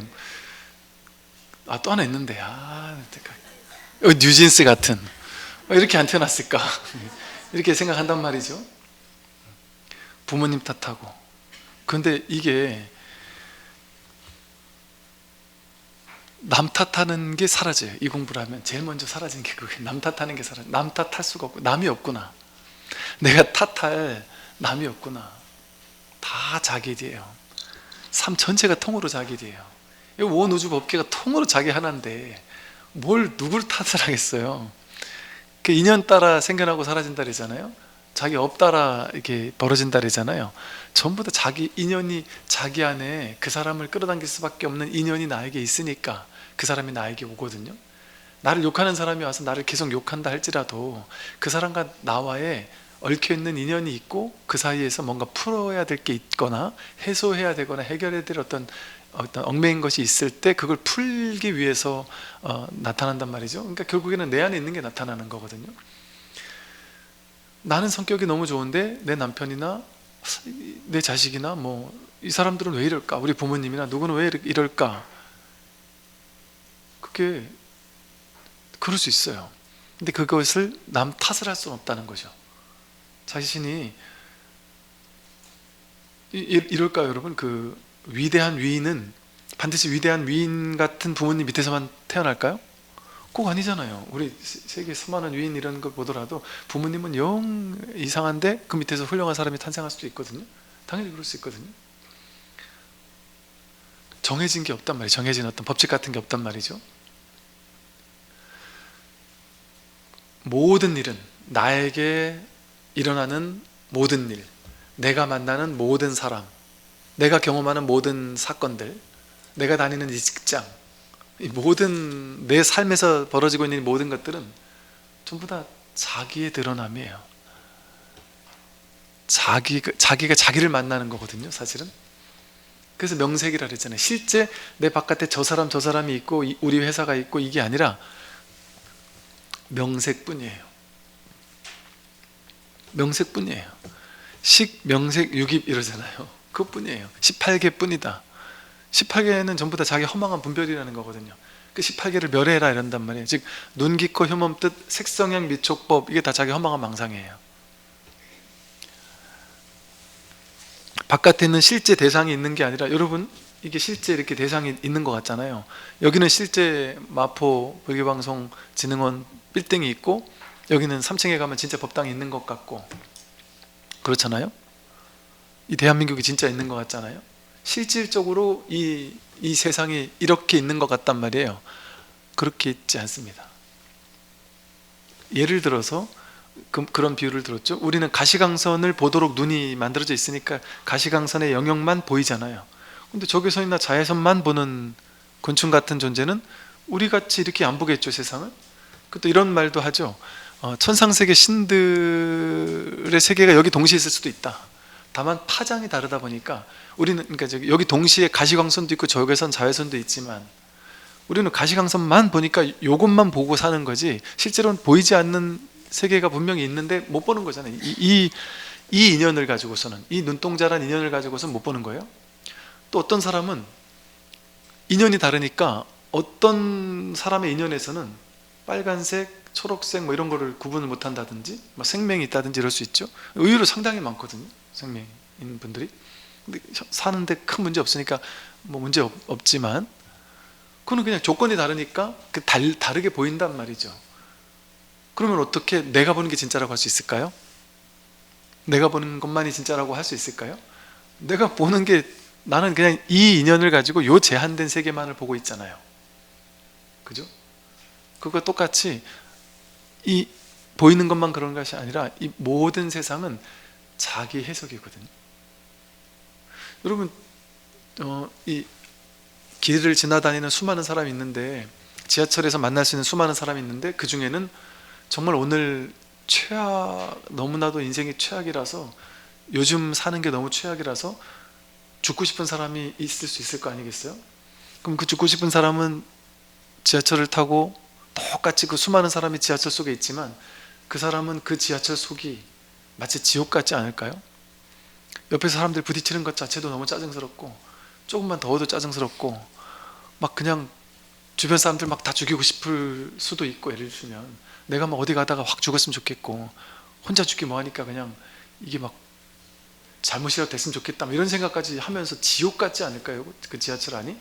근데 그 옆에 서 있는 어떤 사람은 내가 그토록 사랑하던 사람이 설마 나를 사랑할까 했는데, 오늘 혹시나 해서 고백을 했는데 고백을 받아줘서 오늘이 1일인 날이다.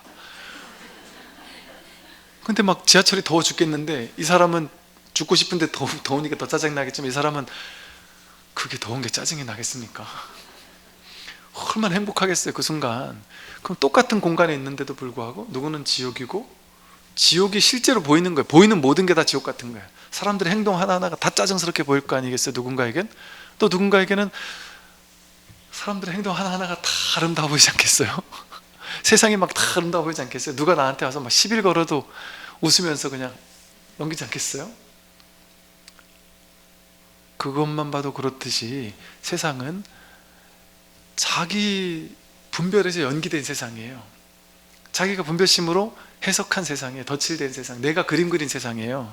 그걸 상이라 그래요. 상으로 그림 그렸단 말이에요. 명과 상, 이름과 모양을 가지고 부여해서 세상은 이런 곳이야 라고 자기가 해석한 세상을 살고 있고, 그 속에 사로잡혀 살고 있고, 평생 자기가 창조한 그 세상에 갇혀서 벗어나지 못해요, 우리는. 그러니까 평생 내가 만든 그 세상이라는 감옥 속에서 한 번도 떼어나올 생각조차 하지 못한 채, 이게 맞아, 이런 세상을 난 진짜 살고 있어, 이걸 굳게 믿으면서, 그러면서 내 스스로 괴롭다라는 생각을, 이 80억 인구라는 꿈을 꾸고 있는데 80억 인구 가운데 딱 한 명을 딱 찍어가지고, 그 왜 그래 된지도 모르겠지만 살다 보니까 누군가 하나가 괜히 잘못 걸렸든지, 그 한 사람을 딱 찍어서 넌 나의 경쟁자야, 이렇게 생각을 해가지고, 쟤는 왜 잘 되지? 나보다 못난 놈인데 왜 잘 되지? 왜 승승장구하지? 왜 돈도 많이 벌지? 왜 서울에 집도 있지? 이러면서 질투를 하기 시작하면 갑자기 지옥이 될 수 있잖아요. 근데 그 80억 인구 중에 한 명을 선택해서 비교한 것 자체가, 처음 태어날 때부터 개였어요? 태어날 때부터 개였냔 말이에요. 아니잖아요. 어느 순간 내가 그렇게 명상을 가지고, 저 사람 내 경쟁자라고 내가 만들었잖아요. 내가 부여했잖아요. 경쟁의식을 내가 부여했잖아요.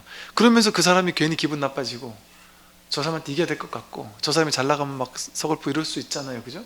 그리고 그 사람이 나한테 잘못했을 때 너무 막 분노하고 그러잖아요. 근데 그거 하나가, 그 사람 하나가 나를 지옥으로 만들기도 하지 않습니까? 그거 누가 만든 건가요? 자기가 만들었어요.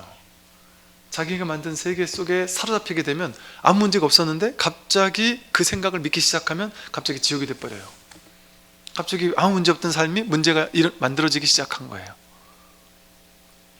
이렇게 분별해서 자기가 만들었잖아요. 근데 그 분별하지 않는 이 세상은 그냥 이럴 뿐이에요. 놀라운 것은 분별되는 세상은 개념을 가지잖아요. 분별되니까 이게 상대적으로 요만한 애가 그냥 이것뿐인데 이 큰 거를 만나면 짧다가 돼버리잖아요. 갑자기 상대적으로. 그리고 옳다 그러다가 옳은지 그른지 그런 게 없어요. 근데 갑자기 이거보다 더 옳은 것 같은 뭐가 나타나면, 예를 들어 여러분이 정말 힘든 사람을 위해서 10,000원을 보셨어요. 얼마나 아름다운 일이에요. 그냥 그 자체로 있는 그대로예요. 근데 갑자기 그 옆에 1,000,000원, 100,000원 보시는 사람이 있어요. 그럼 갑자기 내가 기가 죽고 난 요것밖에 보시 못했나 싶고, 절에 가서 1,000원짜리 한 장을 보시 하면 이렇게 넣었어요. 그럼 그거란 말이에요. 그냥 있는 그대로란 말이에요. 근데 옆에서 어떤 사람이 지갑에서 이렇게 더 꺼내가지고 50,000원짜리 꺼내가지고 이렇게 탁 넣는 걸 보고 괜히 자기 생각이 비교할 때 그게 많다 작다 뭐 옳다 그래 이런 생각이 일어나는 거잖아요. 상대적으로 일어나는 거잖아요. 그죠? 근데 상대적인 분별심이 일어나지 않으면 이 세상에는 도대체 뭐가 있을까요? 분별하기 이전이라면 쉽게 생각하면 여러분 처음 갓난아기 태어나자마자 아무 생각 없었던, 그냥 모든 것이 그냥 통으로 하나로 보이던 그거 이외에 지금 우리가 알고 있는 모든 것들이 다 분별 아니에요? 싹 다 분별 아닙니까? 나다 너다 하는 것도 분별이라니까요. 그 아이에게는 내가 없죠. 그 갓난아기는 나가 없잖아요. 나 너라는 게 없어요. 모두가 통으로 하나, 안팎이라는 생각도 없어요. 네 편 내 편이라는 것도 없어요. 강도가 칼을 들어도 생글생글 웃을 거예요. 그림을 그리고는 손이 그림 좀 봐 이런단 말이죠. 내 손이라는 생각을 안 하는 거죠. 서너 살 되고 나면 그때서야 이제 누구는 한다면 그것도 나라는 생각 안 해요. 그 길동이는 이런단 말이에요. 제3자인 것처럼. 얘가 이름이 길동이라고 엄마한테 들었거든. 그러니까 얘가 길동인가 보다. 그게 나라는 생각은 못 하는 거예요. 그냥 길동이 손이 그림 그렸어요. 이런 식으로 이제 인식하겠죠, 처음에는. 그 나라는 생각이 없는 거예요. 그럴 때 그 아기가 적과 아군이 있겠습니까? 경쟁 상대가 있겠습니까? 질투가 있겠습니까? 없단 말이에요. 근데 우리는 살아가면서 나이들 들면서 분별을 너무 오랫동안 하고 너무 분별하는 거에 익숙하고 내가 분별한 그 세상, 근데 그 세상은 우리 부모님의 영향, 내가 살아온 삶의 경험이라는 어떤 영향, 그 영향 속에서 상대적으로 만들어진 거거든요. 옛날 과거에 태어났으면 전혀 다른 삶의 방식을 살게 됐을 거예요. 내가 옛날에는 흑인들 이제 뭐죠, 이렇게 노예로 막 팔고 이럴 때 있잖아요. 그럴 때 노예선 같은 거를 이렇게 보면은 이게 진짜일까? 이거 말도 안 되지 않나? 이거 이럴 수 없어. 이거 거짓말일 거야. 이렇게 생각해요. 왜냐하면 이거 사람이라는 기준이 아닌 거예요. 사람 이렇게 괴짝처럼 이렇게 위로 쫙 눕힌 다음에 그 바로 몇 센치 안 떼어가지고 위에다가 사람을 또 거꾸로 뒤집어서 또 쫙 이렇게 눕히고, 그럼 거기서 오줌 매르면 거기서 그냥 오줌 싸고 그 밑으로 내려가고, 거기다 입에다가 먹을 거 조금 이렇게 죽지 않을 만큼만 주면서 유럽에서 미국 땅까지 배로 가는데 그 배로 가는 동안 막 반 이상이 막 죽고 전염 오염 때 죽고. 근데 이게 어떻게 가능하지? 이거 거짓말 아닐까 싶단 말이에요. 근데 그때 왜 가능했을까요? 그때 이제 교황님께 질의를 한다 그래. 공식 질의. 저 원주민들 새까만 사람들 저 사람입니까 아닙니까? 아니다. 끝. 예를 들어 이렇게 권위 있는 사람이 정해주는 거예요. 그게 짐승인지 사람인지를. 그 사람 아니다 이러면 끝인 거예요. 그냥. 그럼 그 사람들은 사람 아닌 게 보는 거예요. 아무리 똑똑하고 뭔가 해도. 그러면 그때 당시 사는 사람들에게는 사람 아니라고 느끼지 않았을까요? 머릿속에서. 아예 관념 자체가 그렇게 돼 있었겠죠. 그죠? 그러니까 우리는 어떤 관념, 여러분들이 만약에 그 시대에 살았으면 우리도 그랬을 거예요. 아마도 어쩌면. 왜? 아니 진리 이건 사람 아니니까 이렇게 느꼈을 거예요. 근데 지금같이 또 동물도 그래도 그 권리가 있는데 이러지만 얼마 안 됐어요. 동물에게도 뭐 이런 게 있다 하는 생각이 얼마 안 됐거든요. 그러니까 뭐가 옳고 뭐가 그르고 정말 이 세상이 어느 관점이 옳고 어느 관점이 틀린지 그거 정할 수 있겠습니까? 전부 다 하나부터 열까지가 싸그리 다 관념이에요. 내가 지금 행복한 것 같잖아요? 행복하다는 관념이고요. 내가 불행한 것 같잖아요? 불행하다는 관념이고요. 그 관념은 이 내가 살아왔던 삶의 경험, 비교, 같은 동시대를 사는 사람들과의 비교를 통해서 그게 나오거든요. 가난하다 하는 관념이. 우리나라에서 제일 가난한 사람조차 아프리카에서 다 죽어가는 아이들 옆에 갖다 놓으면 엄청난 어떤 풍요로움을 느끼는 사람일 수도 있을 거거든요, 아마도. 그러나 그 관념에 사로잡히게 되면 나는 최악인 거예요. 나는 지옥을 경험하고 있는 거예요. 그리고 거기에 자기 관념에 사로잡히면 그것밖에 안 보이는 거예요. 거기 사로잡히면 그게 감옥과 같아가지고 이게 실제인 것 같아가지고 그거밖에 못 봐요. 그걸 이제 인지협착 이런 표현을 쓰잖아요. 인지가 협착된다, 즉 사로잡힌다 이런 표현을 써요. 그거밖에 안 보이는 거예요. 당연히 다른 가능성을 볼 수 있는 눈이 있는데도 불구하고 그 사람에게는 그 가능성이 없어요. 마치 뭐와 같으냐면 A라는 대기업 회사를 다니는 사람이 있어요. 근데 그 사람이 이제 회사 다닌 지 한 10년, 15년 됐어요. 근데 이 회사에서 지금 죽을 것 같이 너무 힘들어요. 너무 나를 괴롭히는 사람도 있고 이러다가 죽을 것 같아요. 근데 마음속에 관념으로 나는 이 회사에서 나가면 아무것도 해먹고 살 수가 없어 라는 생각을 믿게 되면, 근데 지금 자식도 키워야 되고 아내도 용돈도 집에 생활비도 갖다 주고 해야 되는데 내가 여기서 나가면 나는 아무것도 해먹고 살 수 없을 거야. 예를 들어 그 생각을 믿게 되면 그 회사에서 죽을 것 같은데, 그 회사에 더 있다가 내가 죽을 것 같단 말이에요. 죽을 것 같은데, 그러니까 죽을 것 같기 전까지는 그래도 버티는 게 맞겠죠, 그죠? 맞을 수도 있겠죠, 그죠? 그런데 진짜 죽을 것 같으면은 그럼 안 죽으면 되잖아요. 그냥 간단하게 안 죽고 나오면 되잖아요. 회사 나오면 되잖아요. 나오고 나서 뭘 하든지 딴 거 하면 되잖아요. 딴 거에서 조금만 벌고 조금만 갖다 주고 좀 살더라도 그럴 수 있는 가능성이 너무 당연한 거 아니에요? 죽는 것보다는. 왜냐면 그 회사 나를 괴롭힌 사람이 괴로워 죽겠으면 그 회사만 나오면 그 문제는 해결되는 거니까, 그죠? 그런데 거기에 그 생각을 믿으면, 그 생각에 사로잡히면 그 회사를 나가면 죽을 거라고 생각하니까 그 회사에서 너무 괴로우니까 자살을 시도해요. 자살 시도하는 사람 글을 쓴 걸 보면 이 회사에서 나갈 수도 없고 여기 있으려니까 죽을 것 같아서 나는 죽음을 선택한다, 이러거든요. 고3 수험생이 나는 공부밖에 없다, 왜 부모님 여태까지 공부밖에 없다, 너는 이 정도 대학은 가야 된다, 이렇게 주입을 해놓으니까 또 세상 사람들 다 공부만 하고 사니까 이거밖에 없다라고 갇힌단 말이에요. 아, 공부 안 하면 안 되는 거구나. 근데 그거는 죽기 전에 얘기지. 죽을 만큼 힘들면 공부 안 해도 되는 거 맞잖아요. 그게 공부하지 말아야죠. 그냥 대학 안 가도 되죠. 안 가고 딴 거 하면 되죠. 뭐 죽을 만큼 힘든 사람이라면. 그런데 그 가능성 이외에는 없을 줄 안단 말이에요. 왜? 인지협착, 생각이 그거밖에 못하는 거예요. 더 이상을 못해요. 갇혀 있으니까. 자기 분별에 자기가 갇혀 있으니까. 그러니까 자기 생각에 갇혀 있는 줄 모르고 그 생각을 뛰쳐나가면 간단한데 못 뛰쳐나가서 거기서 자살한다니까요. 보살님들 이런 분들 계셔요. 남편하고 40년을 살았는데 남편이 손찌검도 하고 아주 보살님을 막 많이 힘들게 하고, 보살님은 지옥 같은 그 결혼 생활하고 살았단 말이죠. 그런데 이게 계속 가스라이팅을 한 거예요. 너 나니까 살아주지, 너 그래도 나니까 넌 이렇게 살았지, 너가 나가면 넌 바로 노숙자 돼가지고 죽어, 너 같은 사람 누가 써주겠어 하면서 그걸 몇십 년을 그걸 당하고 살다 보니까 이 보살님은 나는 나가면 죽는 것 같은 거예요. 그나마도 남편에게 맞더라도 여기 있는 게 맞는 거지라는 생각에 사로잡히는 거예요. 그런데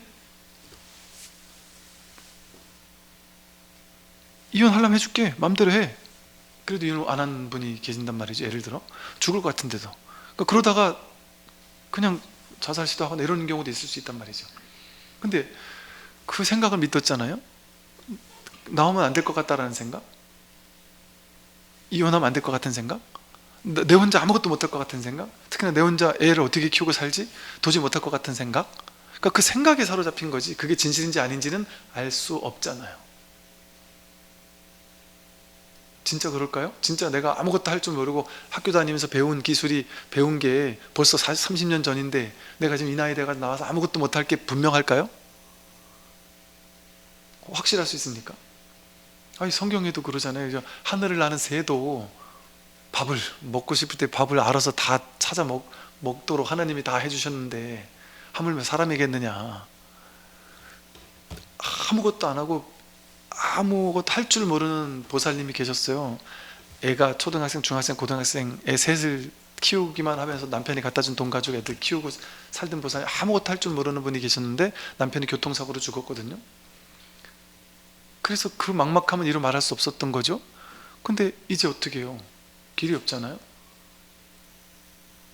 잘 사세요. 지금 그 벌써 한 20년 전 얘기인데 모두가 그래요. 모두가 조건이 바뀌면 거기 맞춰 산다니까요. 우리가 예를 들어 갑자기 이게 우리 영화 드라마 같은 거 나오듯이 갑자기 뭐 지구가 어찌 뭐 멸망이 되든지 뭐 공기가 오염이 되든지 해가지고 사람이 다 몰살당하고 저 아프리카 밀림에 한 종족만 살아남았다, 만약에 예를 들어, 아니면 뭐 죽고 뭐 몇몇 사람만 살아남았다, 그러면 그 사람들 옛날로 돌아가가지고 완전 그 원시시대처럼 살아야 되는데 그럼 다 죽을까요? 거기서 버티고 살죠, 당연히. 여러분은 뭐 아프리카 밀림에 던져놓으면 거기서 죽겠냔 말이에요. 거기서 놀라운 생존력이 있다니까, 사람은. 어디서든 거기서 사는 어떤 지혜를 터득하면서 산다니까요. 그런데 그래도 살 사람인데도 불구하고 자기 생각에 갇히면 여기 사로잡혀가지고 그 실제인 줄 알고 갇혀버리는 거예요. 근데 그게 우리 모두가 그러고 있단 말이에요, 지금.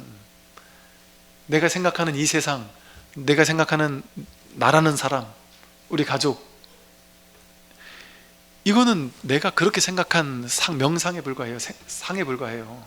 실제 그런 현실이 있는 것이 아니고, 근데 관념 속에 그걸 내가 만들어서 그 속에 내가 빠져 살았던 것 뿐이에요.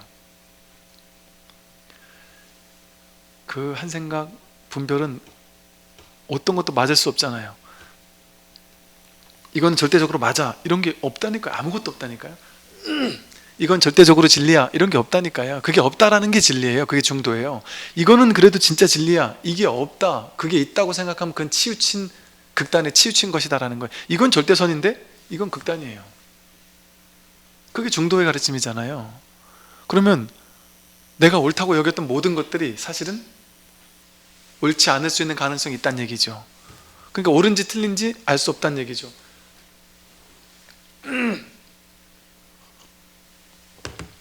그러니까 모를 뿐이라는 거죠.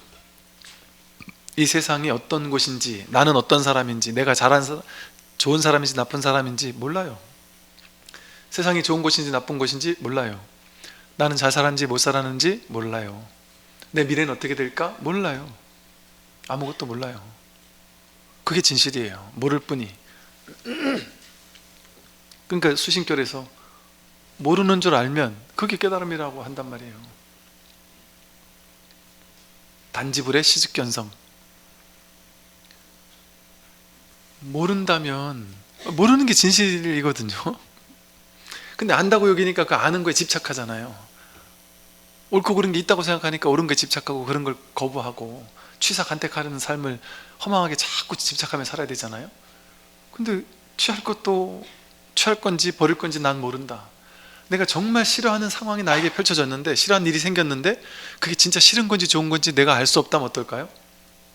이게 세용지마라는 말처럼 내가 싫어하는 어떤 일이 벌어졌어요. 근데 이게 진짜 싫은 건지 좋은 건지 나는 이 일이 싫어하는 일이 벌어지자마자 나는 싫어, 이래서 내 인생에 왜 이런 게 일어나는 거야 하고 짜증 내겠지만, 화가 나겠지만, 몰라 하는 사람은 어떠냐 하면 그 일이 왔을 때 나는 지금 내 의식으로서, 내 분별의 의식으로서는 난 이게 마음에 안 들어. 그러나 진실은 몰라. 난 알 수 없어. 모를 뿐이야. 그러면 이게 뭘 나에게 가져다 주기 위해서, 이것이 어떤 삶의 지혜를 주기 위해서 왔을까? 그냥 있는 그대로 투명한 눈빛으로 그냥 볼 뿐인 거예요. 그것을 그냥 경험해 준단 말이죠. 그러니까 다시 말해서 모를 뿐 하면 삶을 있는 그대로 통째로 저절로 허용하게 되죠. 저절로 허용하는 상태가 돼버려요. 이건 내가 삶을 허용하는 상태가 아니라 그냥 모르는 게 명백하니까, 모르는 게 너무나도 명백하니까 삶을 내버려 두는 거예요. 내 뜻대로 조작하려고 하지 않는 거예요. 좋은 일 나쁜 일도 내 생각이잖아요. 알 수 없는 게 진실이잖아요. 나는 안다, 이거는 더 가져야 되고 저건 버려야 돼, 이걸 모르는 게 더 진실하잖아요. 그러니까 내 생각을 믿다가 이제는 모름을 믿는 거예요. 그러니까 세상에 아무 문제가 없어요. 아무 일이 없어요. 모르니까. 나는 알 수가 없거든요. 내 생각은 안다고 오만함을 부리고 고집하고 집착하는 것 뿐이지 알 수 없거든요. 그러니까 TV나 이런 데 보면 정치인도 그렇고 뭐 경제인도 그렇고 뭐 야, 저 사람은 참 당당해서 좋아, 저 사람은 소신 있어 좋아, 야, 저 사람은 용기가 있는 것 같아, 뭐 이러잖아요. 모르긴 해도 그거 전부 다 거짓이 섞여 이게 더 단정적으로 말하면 안 되니까, 그거는 100% 자신감이라는 건 없어요, 이 세상에. 근데 사람들을 선동하기 위해서는, 혹은 사람들에게 이 믿음을 심어주기 위해서는, 혹은 사람들에게 나를 어떻게 좋아해주게 하기 위해서든지 뭔가 하나 주장을 펼치려면 내가 확신 있는 척을 해야 돼요. 근데 그게 진짜 이 사람이 확신이 있다면, 용기가 있고 확신이 있다면 그 사람 진짜 어리석은 사람이에요.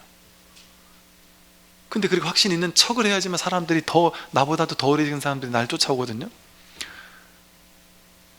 근데 이걸 자기가 진짜 어리석지 않다면 그렇게 확신 있는 척을 할 수가 없고, 확신 있는 척을 겉으로는 하지만 속으로는 자기도 몰라요.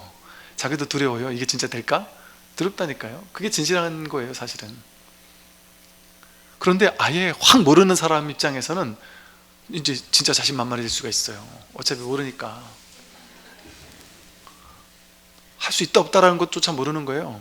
근데 나는 지금 이거를 해야 되는, 뭔가 머리로 분별해서 해야 되는 게 아니라, 그래서 이제 이걸 뭐 가슴이니 뭐 이런 식의 표현을 하는 거예요. 가슴이라는 건, 가슴이라는 뭔가를 정하라는 얘기가 아니라 머리는 아니다 이 소리거든요. 분별은 아니다 이 소리거든요.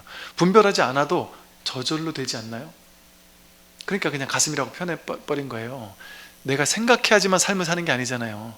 여러분, 화장실 가고 싶으면 나 언제부터 화장실 가고 싶을까? 이렇게 계산하지 않잖아요. 언제 내가 배고파야 되지? 뭐 이거 계산 안 하거든요. 언제 목마를까? 이러지 않, 저절로 목마라져요. 저절로 배고파져요. 저절로 키도 크고, 저절로. 여러분, 운전대 딱 잡고 있으면 이거저거 하다 보면 그냥 도착해 있잖아요. 그게 저절로 돼요. 저절로. 삶은 내가 하는 것 같지만. 그래서 이렇게 탁 완전히 근원적으로 맡겨버리게 돼요. 그러면서도 두려움이 없이 맡겨버리게 돼요. 어차피 모르잖아요. 모르는 게 명백하잖아요. 명백하면 두려움 없이 내맡기게 돼요. 왜? 내 생각은 알 수 없는데 뭐뿐이에요? 이것뿐이니까, 삶뿐이니까, 제법 실상이라는 현실뿐이니까. 눈에 보이는 그대로가 전부 다 법이라니까요. 법. 내가 생각을 개입하지 않으면, 생각을 개입하지 않는 게 모르는 거잖아요. 모르게 되면 언제나 법이 드러난단 말이에요. 그러니까 세상이 이렇게 드러나는 게 다 법이 드러나는 거예요. 색 즉시 공이거든요. 색이 드러난, 이게 그대로 공이 드러난 거예요. 진리가 드러난 거예요. 이거 그대로 법이에요. 그대로 법, 그대로 진실. 그러니까 자기 생각을 믿지 않고 모를 뿐 하고 그냥 사는 거예요. 마음 가는 대로, 누군가에 피해주지 않으면서. 그게 자비의 삶이죠. 누군가에 피해주지 않는 거. 그리고 모를 뿐 하는 게 지혜로운 삶이니까. 아는 척하는 건 어리석은 삶이에요. 아주 어리석은 삶이죠. 모를 뿐 하고 살았을 때, 모르는 줄 알아야, 그러니까 내가 맞는 건 하나도 없다, 다 틀렸다, 그게 맞잖아요. 그게 모름이잖아요. 그렇게 됐을 때 모름에 익숙해지면서 모름에 편안해져요. 모름이 정말 나를 편안하게 만드는 거구나라는 걸 깨닫게 돼요.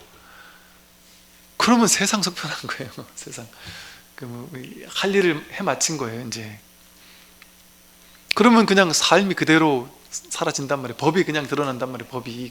법이 드러난다고 표현을 한 거예요. 그냥 지금 이것뿐이라는 소리거든요. 근데 자기 생각을 가지고 판단하니까 이 법이 드러나지 않는 거죠. 따로 법이라는 게 있지 않아요. 이 현실이 그대로 법이지. 우리는 항상 이 현실을 살지 않은 적이 없잖아요. 법을 살지 않은 적이 없어요. 이 법을 자기 식대로 생각, 해석, 판단해 가지고 왜곡시키고 덧칠했을 뿐이지. 그것만 하지 않으면 언제나 법이 드러나 있어요. 삶은 이대로 완전해요. 삶은 이대로 완전해요.